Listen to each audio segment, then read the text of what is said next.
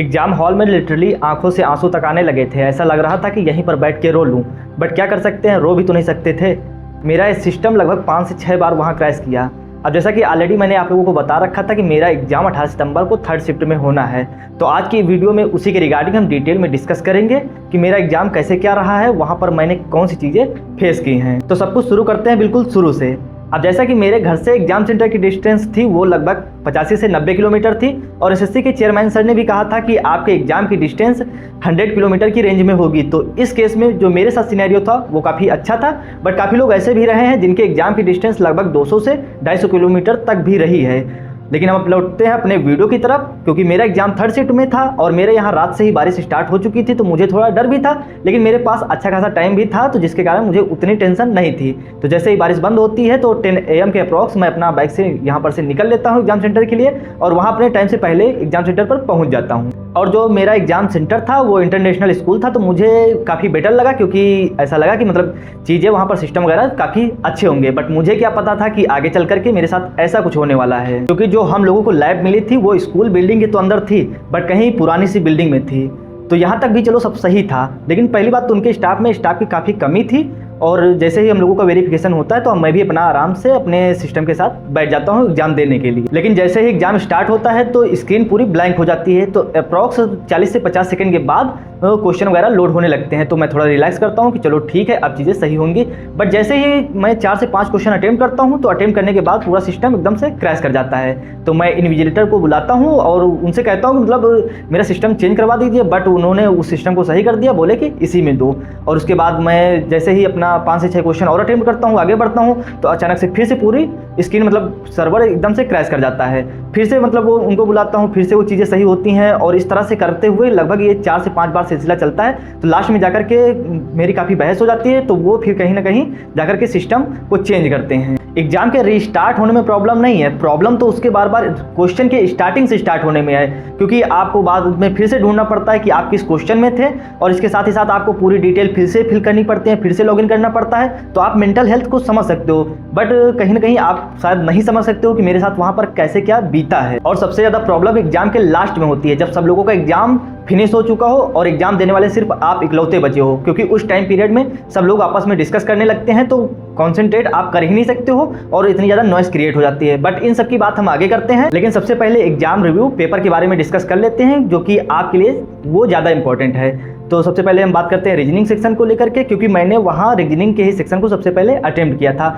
और मैंने वहाँ पर पेपर अटेम्प्ट करते हुए सेम सीक्वेंस रखा जो यहाँ पर मैं मॉक को अटेम्प्ट करते हुए रखता था। और रीजनिंग के लेवल की बात करें तो ये इजी टू मॉडरेट था। अगर ऑलरेडी आपने क्वेश्चनों की प्रैक्टिस काफ़ी अच्छी कर रखी है तो फिर वहाँ पर आपको प्रॉब्लम नहीं आएगी। मैंने 21 से 22 क्वेश्चन अप्रोक्स फर्स्ट गो में ही 8 से 9 मिनट में कर लिए थे। अगर ऑलरेडी आप मेरे मॉक टेस्ट सीरीज से जुड़े हुए हो तो जहाँ पर आपको पता होगा कि मैं अपने यहाँ पर जो मतलब मॉक टेस्ट वगैरह अटेम्प्ट करता हूँ, तो यहाँ पर भी मुझे लगभग 9 से 10 मिनट रीजनिंग के सेक्शन को अटेम्प्ट करने में लगता है। और इसके साथ ही साथ मैंने CGL और CHSL के सभी प्री के एग्जाम में 50 आउट ऑफ 50 का स्कोर भी किया है। बाकी बढ़ते हैं अपने नेक्स्ट सेक्शन की ओर, जो कि है मैथ्स, क्योंकि मैंने नेक्स्ट सेक्शन मैथ्स को ही अटेम्प्ट किया था, और जो अब तक मैंने मॉक टेस्ट वगैरह अटेम्प्ट किए हैं तो उनके बेसिस पर अगर मैं इसको रखना चाहूँ तो मैं इसको मॉडरेट टू टफ की ओर रखूँगा, क्योंकि स्टार्टिंग के फर्स्ट गो में मैंने सिर्फ 14 से 15 ही क्वेश्चन अटेम्प्ट किए थे, और उसके बाद मैं अपने इंग्लिश सेक्शन की ओर आगे बढ़ गया था, और इंग्लिश के स्टार्टिंग में ही मुझे पैसेज मिला, तो इस चक्कर में मैंने पैसेज को स्किप कर दिया, क्योंकि ऑलरेडी मतलब मल्टीपल टाइम सिस्टम क्रैश होने के कारण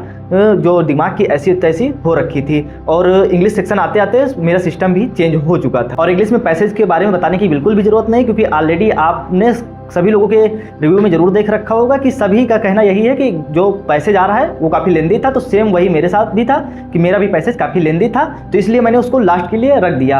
और स्टार्टिंग के फर्स्ट गो में मैंने लगभग 15 से 16 क्वेश्चन इंग्लिश के अटेम्प्ट किए थे। उसके बाद मैं अपने GS सेक्शन की ओर बढ़ा, और GS में मतलब अगर ऑलरेडी आपने कुछ पढ़ा है तो भी ठीक है, नहीं पढ़ा है तो भी ठीक है, सभी एकदम इक्वल हैं। तो GS के सेक्शन को मैं टफ की कैटेगरी में रखूँगा, क्योंकि जो मेरे साथ मतलब ऑलरेडी मैंने इतना GS वगैरह पढ़ी है, बट वहाँ मुझे कुछ भी ऐसा फील नहीं हुआ 2-3 क्वेश्चन को छोड़ करके कि मैंने इसमें कुछ पढ़ा है। और GS में मैंने लगभग 14 से 15 क्वेश्चन अटेम्प्ट किए हैं। उसके बाद मैं अपना फिर से रीजनिंग के सेक्शन में आता हूँ, तो रीजनिंग में बचे हुए क्वेश्चनों को अटेम्प्ट करता हूँ। उसके बाद मैं फिर से मैथ्स में आकर के यहाँ पर अगेन मतलब 4 से 5 क्वेश्चन अटेम्प्ट करता हूँ। और मैथ्स के 4 से 5 क्वेश्चन अटेम्प्ट करने के बाद मैं जैसे ही अपने इंग्लिश सेक्शन की ओर आगे बढ़ा तो वहाँ पर पैसेज मिला।